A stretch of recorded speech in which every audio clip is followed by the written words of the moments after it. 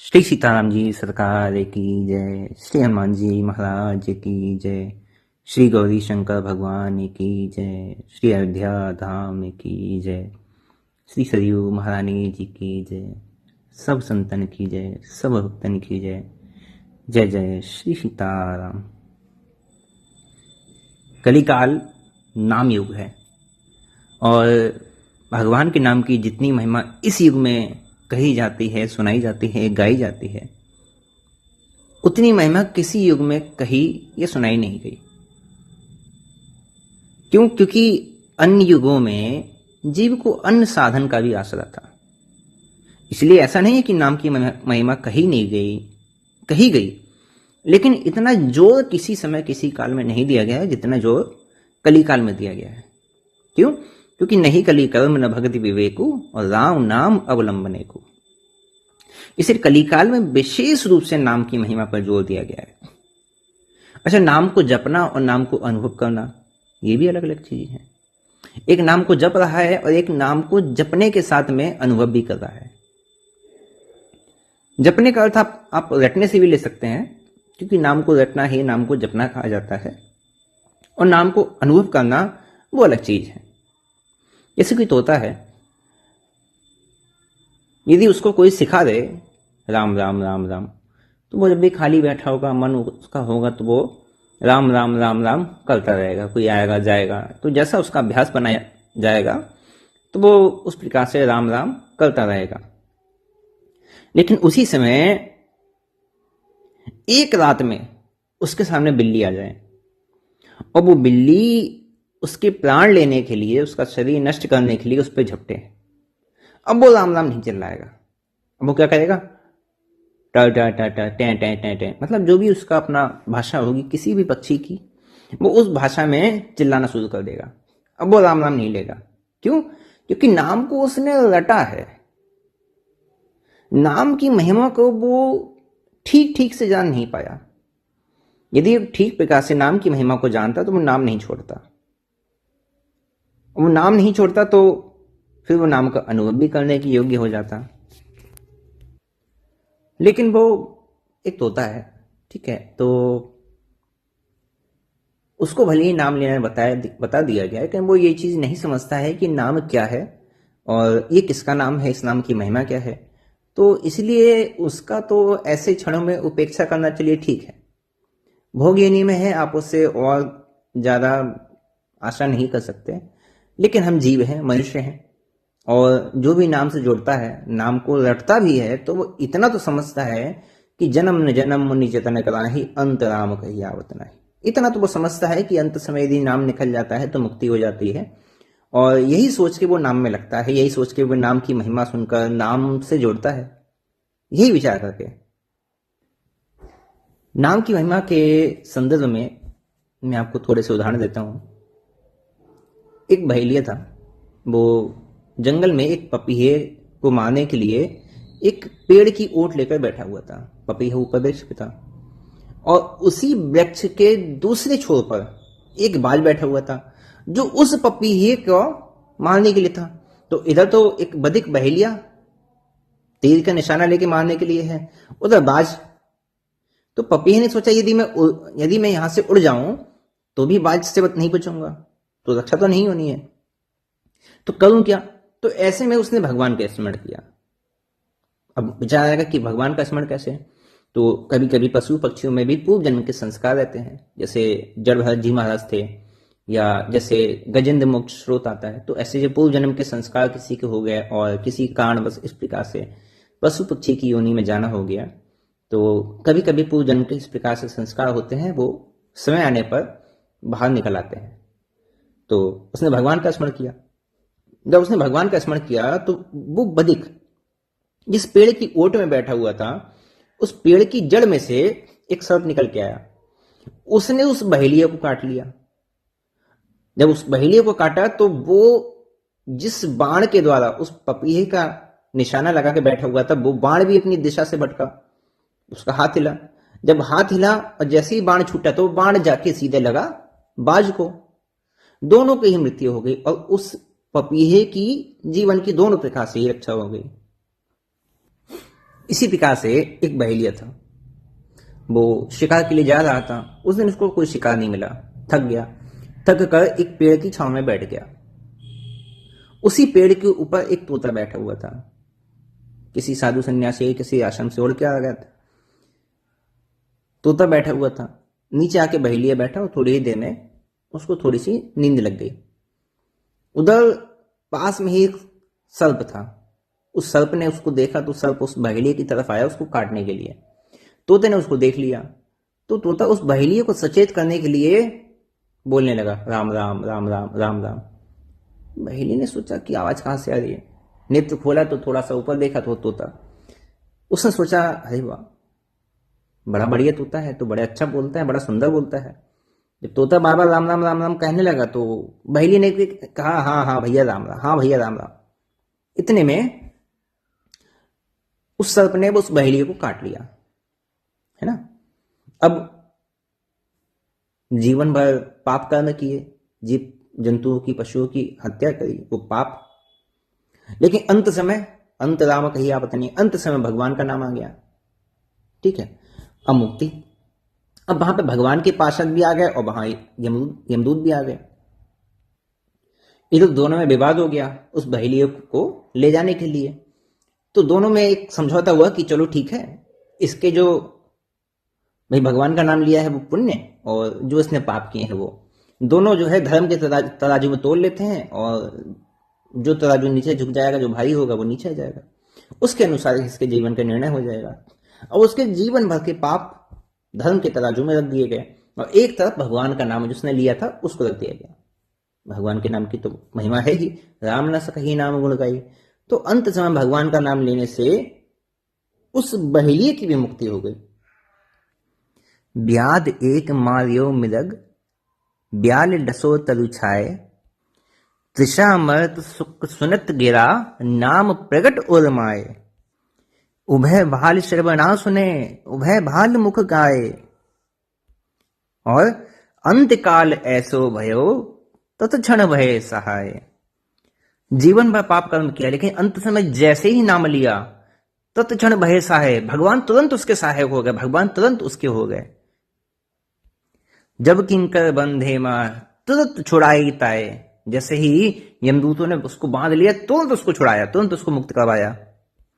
हरिपुर बासी आए के लेके न्याय चुकाए, न्याय किया, धर्म के अनुसार न्याय किया, उसके पश्चात उसको लेके गए।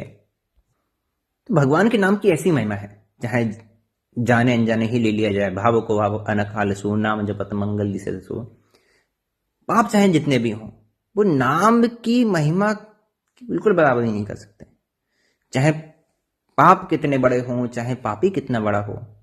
जैसे रुई है, ठीक है, चाहे वो 10 किलो हो, 10 क्विंटल हो, ठीक है ना, 10 ट्रक भरे हुए हों, चाहे उस रुई के 10 पहाड़ बना दिए जाएं, चाहे उसकी मात्रा कितनी भी हो, उसको भस्मीभूत करने के लिए एक छोटी सी अग्नि की चिंगारी ही बहुत होती है, इससे ज्यादा की आवश्यकता नहीं है ना।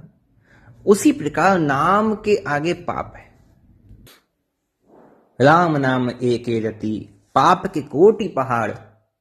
बस एक राम नाम में रति हो जाए, और पाप चाहे कितने हो, पाप के कोटि पहाड़, करोड़ों पाप के पहाड़ ही क्यों ना हो, ऐसी महिमा नाम की जारी करे सब छाड़। नाम की ऐसी महिमा कि सबको जला के भस्म करने वाला है। इसी प्रकार जब नाम की महिमा की बात आती है तो यह नहीं देखा जाता है कि पाप कितने हैं, और इनको नष्ट करने के लिए, जलाने के लिए कितने भगवान के नाम की आवश्यकता है। पाप चाहे जितने भी हों, 1 जन्म के हो, 2 जन्म के हो, 10 जन्म के हो, 1 मनवंतर के हो, 1 कल्प के हो, 1 युग के हो, चाहे जितने भी हों, उनको नष्ट करने के लिए केवल एक भगवान नाम ही पर्याप्त होता है। इसी प्रकार से ये संसार है। ये संसार कैसा है, जाने वाला है, ये बह रहा है, ठीक है। और भगवान का नाम कैसा है, रहने वाला है, ये रुका हुआ है, ठीक है। ये जाने वाला है, ये रहने वाला है। तो जो सदा सर्वदा रहने वाला है, उसके सामने जाने वाले की कोई औकात नहीं है कि उस पर कोई प्रभाव डाल सके। उसी प्रकार हमारा शरीर है, है ना, इंद्रियां हैं, मन है, विषय है, वासनाएं हैं, ये सब कैसी हैं? ये सब जाने वाली हैं। ठीक है, ये सब जाने वाली हैं, ये रहने वाली नहीं है। रहने वाली कौन है? जीवात्मा है। ये सदा सर्वदा रहने वाली है, चाहे कुछ हो चाहे ना हो, ये जीवात्मा सदा सर्वदा रहने वाली है। तो इसी प्रकार से, है ना, जो रहने वाली है उसके आगे जो जाने वाले हैं इनकी सत्ता नहीं है, इनकी सत्ता नहीं है। ये कैसी है? ईश्वर अंश जीव अविनाशी। तो हम लोग में क्या है, हम लोग कहते तो भगवान से हैं कि हम आपके शरणागत हैं, लेकिन शरण में रहते हैं संसार की, शरण में रहते हैं संसार की, और भगवान से कहते हैं कि हम आपके शरणागत हैं। हमारा जो काम है रुका हुआ है, जो बंधन है, वो आप काटने वाले हैं, हमारा काम आप करने वाले हैं। लेकिन आश्रय किसका लेते हैं? संसार का। छोटी छोटी चीजों में संसार का आश्रय लेते हैं, छोटी से छोटी, बड़े से बड़े काम के लिए संसार का मुख देखते हैं, है ना। आश्रय किसका लेते हैं? संसार का आश्रय लेते हैं। और इस बात को भी जो भक्त है वो दो भाव से देख सकता है। ठीक है, एक तो भाव से वो ये देख सकता है कि मेरे प्रभु है, मेरे भगवान है, मैं उनका ही आश्रय लूंगा, उनका ही शरणागत हूं, तो मैं उनका ही आश्रय लूंगा, मेरा जो भी काम हो उनसे ही होगा। दूसरा भाव ये है, अरे राम जी के इन छोटे मोटे कामों के लिए हैं, राम जी को क्या हमने इसलिए रख रखा है? अरे राम जी तो हमारे नाम सुनाने के लिए हैं, छोटे मोटे कामों के लिए सब है ना, ये सब कब काम आएंगे? सब राम जी ने भाई जन्म दिया है, राम जी ने पैदा किया है, किस लिए पैदा किया है ना, किस लिए पैदा किया है? इन्हीं सबसे काम लो छोटे छोटे। राम जी के लिए कोई छोटे मोटे काम के लिए परेशान थोड़ी करना है, ये सब काम आएंगे। तो उसमें भी क्या है? मूल रूप से भगवान का आश्रय है, मूल रूप से भगवान का आश्रय है। मन में शरणागति का भाव भगवान के लिए ही पुष्ट है, दूसरे के लिए पुष्ट नहीं है। दूसरे को अगर यदि मानना है तो किससे? भगवान के नाम से, भगवान के संबंध से। मान ही सभी राम के नाते, सुहृद स्नेह जहां लो। भगवान के नाम से ही मानना, भगवान के नाम से ही जुड़ना, भगवान के संबंध से ही संबंध रखना कि राम जी ने पैदा किया है किस लिए, मतलब उनको राम जी से जोड़ दिया, उनका संबंध राम जी से मान लिया। राम जी के भक्त हैं, राम जी के हैं, राम जी के बच्चे हैं, राम जी के सेवक हैं, इनसे काम लो, समझे ना। तो यहां पे दो भाव से काम करता है, तो आपकी शरणागति भी नष्ट नहीं होती, शरणागति पुष्ट होती है। ठीक है, और भगवान के प्रति आपका एक भाव भी बनता है कि भगवान इन सब कामों के लिए थोड़ी है, हमारे राम जी के इन सब कामों के लिए नहीं है। तो यहां पे दो तरीके से भक्त का भाव हो सकता है, लेकिन इन सब के लिए भी नाम में लगना जरूरी है, भगवान के नाम को स्वीकार करना जरूरी है। अब कई बार क्या परिस्थिति होती है, जैसे हम नाम में लग गए, हमने नाम लेना प्रारंभ कर दिया, लेकिन उस बीच में कहीं से कोई उठ के आता है, वो क्या करता है? राम राम कर रहे हो, नाम ले रहे हो, अरे हमने भी पूरा 6 महीना साल भर लिया, हमने भी 2 साल लिया, कुछ अनुभव नहीं हुआ, कोई लाभ नहीं हुआ, पता नहीं क्या, रहने दो, कोई फायदा नहीं होगा, कोई फायदा नहीं होगा। मतलब खुद तो उन्होंने लगन पूर्वक किया नहीं, खुद तो लगे नहीं, और दूसरे को ये सम्मति दे रहे हैं कि तुम भी मत करो। तो ऐसे जो लोग हैं ये भी किसी को नाम में लगने के लिए ना तो प्रेरित करते हैं, और जो लगा होता है उसको भी नाम से हटाने का प्रयास करते हैं कि भाई हमें तो लाभ नहीं हुआ, हमें लाभ नहीं हुआ तो तुम्हें कैसे होगा, इतना समय हमने भी कर लिया। यदि आपने नाम जप किया है, आपका मन नहीं लगा तो कोई बात नहीं, आप दूसरों को ये सम्मति मत दो कि भाई आप भी मत करो, आप भी मत करो, क्योंकि हो सकता है आपने जिस लगन से किया हो, आपने जिस भाव से किया हो, उस कारण आपको लाभ नहीं हुआ हो, या उस कारण कोई भी ऐसी समस्या हुई हो, लेकिन हो सकता है कि सामने वाला कर रहा है उसका भाव पुष्ट हो, वो ज्यादा लगन से करे, उसको लाभ हो। तो आप ये किसी को सम्मति मत दो कि भाई तुमको नहीं करना है। कोई यदि कर रहा है तो उससे कहो कि ठीक है, कोई बात नहीं भाई, मुझे तो कोई लाभ नहीं हुआ, लेकिन आप करो, लगन से करो, हो सकता है भैया आपको लाभ हो जाए, और नहीं भी लाभ होगा तो कोई बात नहीं, भगवान का नाम है, लेना चाहिए। ये सोच के कि भगवान का नाम है, लेना चाहिए, इसलिए ही लिया करो, ये कहना चाहिए।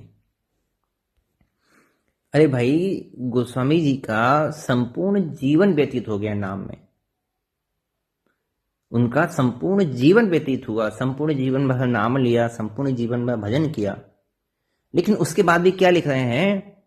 वहां को वहां अनख आलसहु, नाम जपत मंगल दिशित सहु। अपने संपूर्ण जीवन का अनुभव उन्होंने लिख दिया कि कोई बात नहीं, मन लगे ना लगे, आप नाम जप करो, वो आवश्यक है। नाम लेते ही पाप तो नष्ट हो जाते हैं, तत्क्षण नष्ट हो जाते हैं, इसमें कोई संदेह नहीं है और ना ही कभी कोई संदेह करना चाहिए।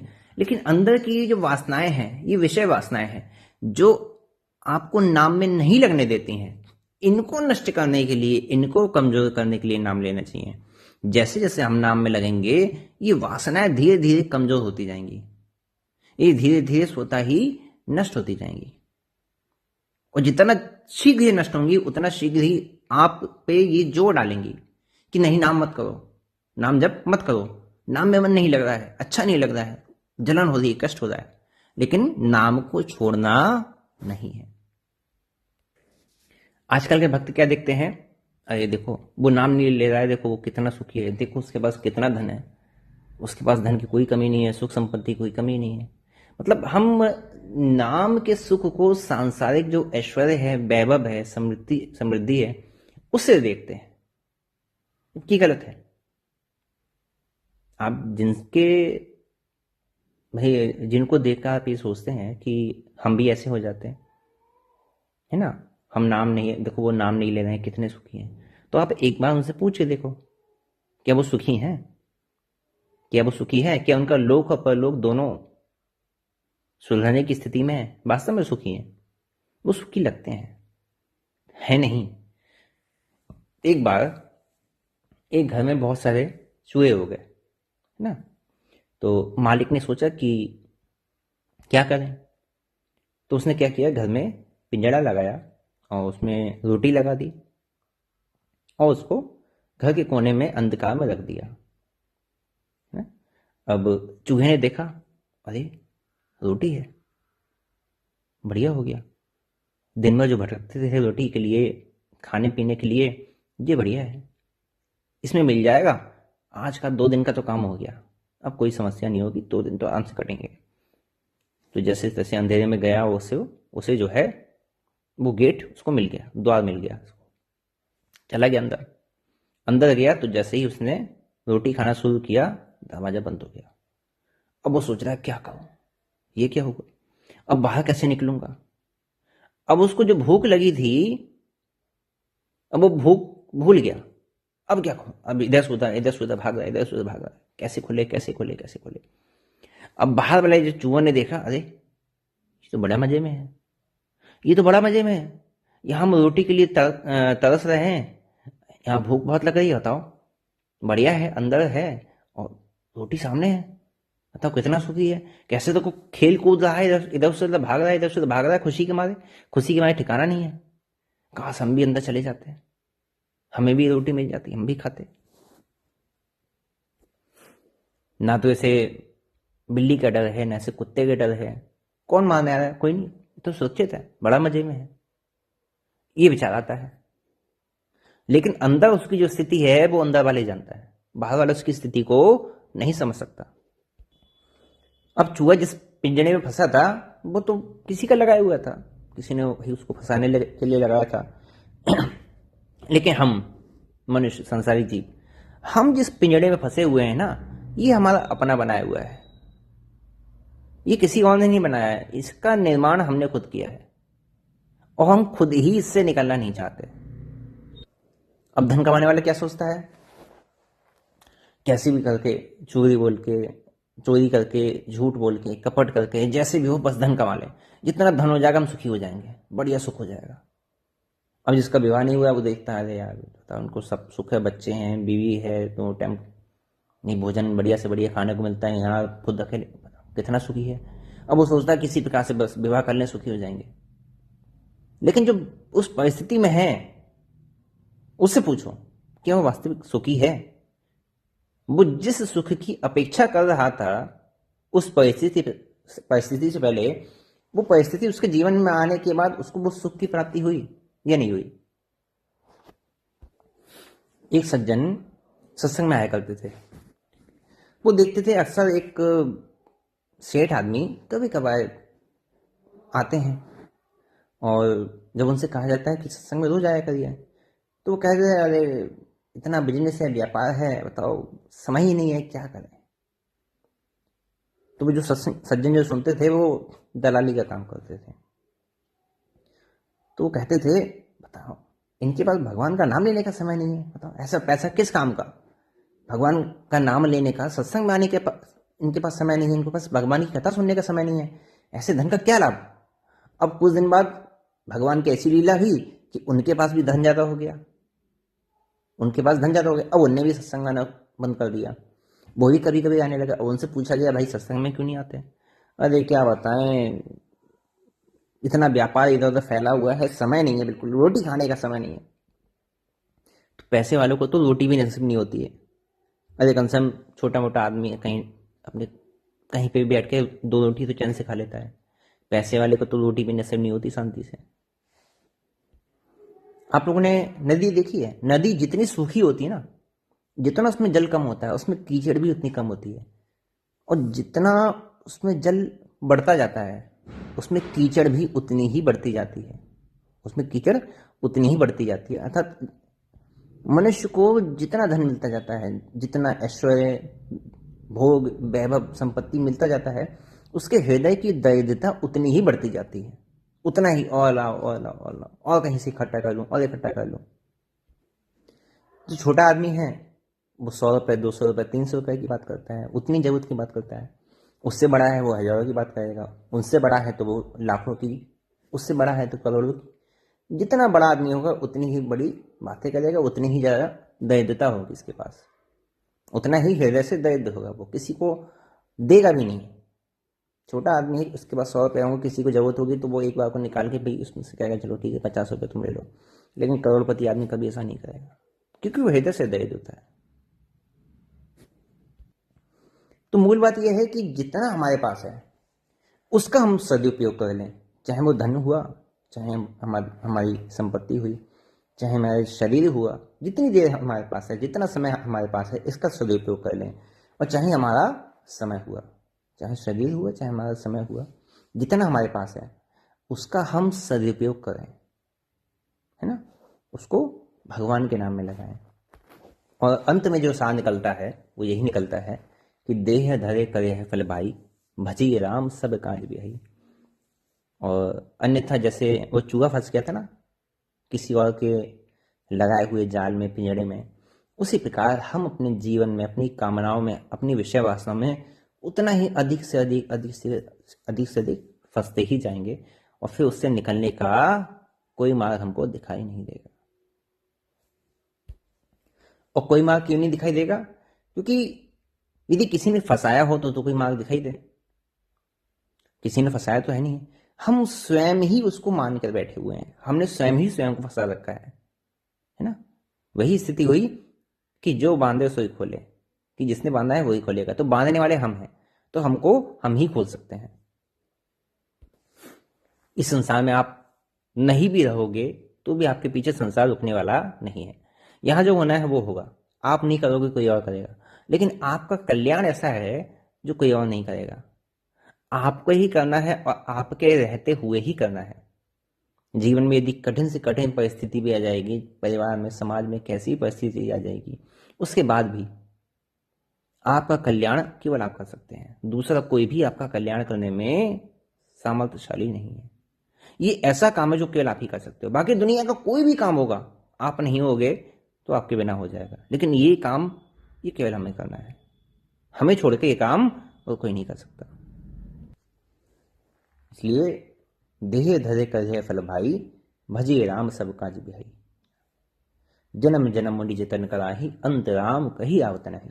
तो जैसे बने, जिस प्रकार बने, जिस भाव से बने, भाव बने या ना बने, एक काम, एक संकल्प, एक दृढ़ निश्चय सदा अपने हृदय में रखिए कि चाहे परिस्थिति जो भी हो, चाहे परिस्थिति जो भी हो, परिवार में, समाज में, देश में, दुनिया में, कहीं कैसी भी परिस्थिति हो, हे रघुनाथ जी बस मुझ पर इतनी कृपा बनाए रखना कि आपका नाम मेरी जीवा से अलग ना हो। दिन में जब भी अवसर मिले मैं आपका नाम लेता रहूं। इतना इतना कम से कम आप लोग अपने जीवन में परिवर्तन अवश्य कीजिए कि जिसके पास जितना समय हो, जितना समय वो आराम से निकाल सकता है। ये नहीं कि ठीक है दिन भर रटना है, जितना आप समय आराम से निकाल सकते हैं, क्योंकि एक नाम भी जो आप लेंगे वो नाम नष्ट होने वाला नहीं है। वो यहाँ भी आपके साथ रहेगा, और जब तक ये ब्रह्मांड है, जब तक भगवान की रचना है, भगवान की ये ब्रह्मांड का स्वरूप है, जब तक ये संसार है, तब तक वो नाम आपके साथ रहेगा, और जब आप नहीं भी रहेंगे तो भी आपके साथ ही जाएगा। वो एक नाम, वो कभी नष्ट होने वाला नहीं है। इसलिए जब जहाँ जितना आपके पास समय हो, जितना आपको समय मिले, भगवान का नाम अवश्य लीजिए। और आज के लिए यही विश्राम देते हैं। जय जय।